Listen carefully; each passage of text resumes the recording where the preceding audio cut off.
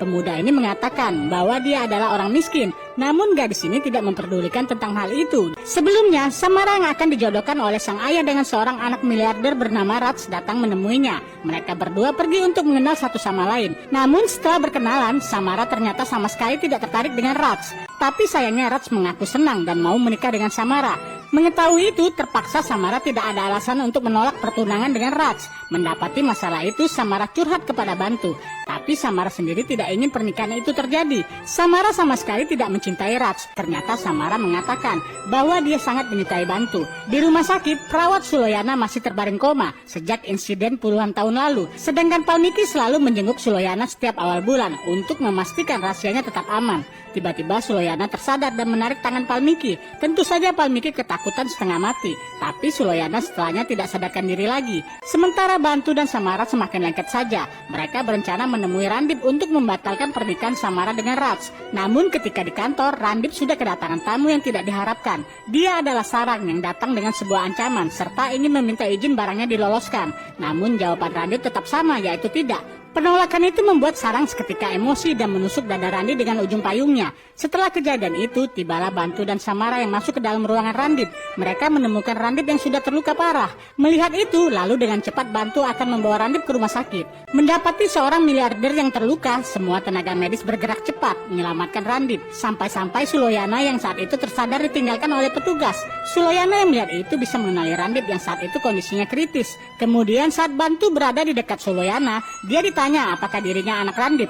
Bantu menjawab jika dirinya bukanlah putra Randip. Kemudian Bantu menunjuk ayahnya yang baru saja datang bersama Gindal. Melihat orang yang bersama Gindal adalah Palmiki, Suloyana langsung mengetahuinya. Dia memberitahukan bahwa pemuda ini adalah anak dari miliarder itu.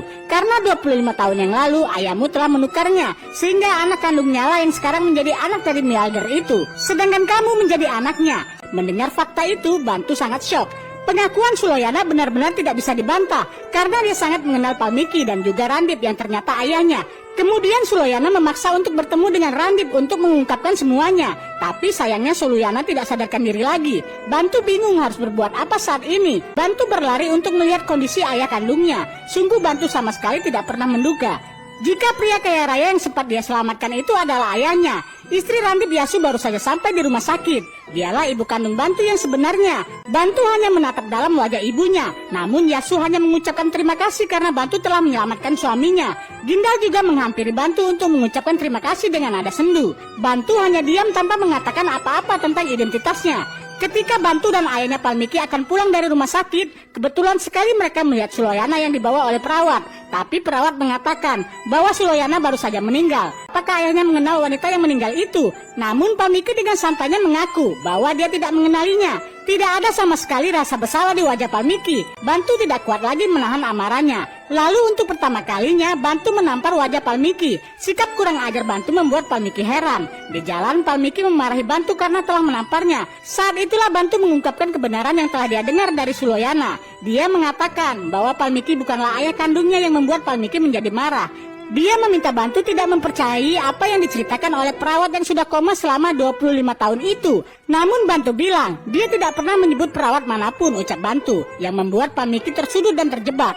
Akhirnya Palmiki mengakui jika dirinya telah menukar bayinya. Mendengar itu Bantu benar-benar sangat kecewa. Palmiki memohon agar rahasia itu tidak dibongkar. Hebatnya Bantu memang tidak berniat memberitahukan hal itu. Bantu merasa sudah cukup puas dengan fakta yang diketahuinya. Singkat cerita, Bantu terus datang ke rumah sakit untuk melihat kondisi ayahnya. Dia juga kaget melihat kedua orang tuanya yang tidak saling bicara. Nampak sekali mereka sedang tidak akur. Sementara itu, Raj yang merupakan anak kandung Palmiki yang sebenarnya justru datang ke rumah sakit membawa bunga seperti orang asing. Bantu juga melihat ulah adik ipar ayahnya, Kailas, yang melakukan korupsi biaya tagihan rumah sakit. Melihat itu, Bantu sangat prihatin dengan kondisi keluarganya. Dia harus melakukan sesuatu.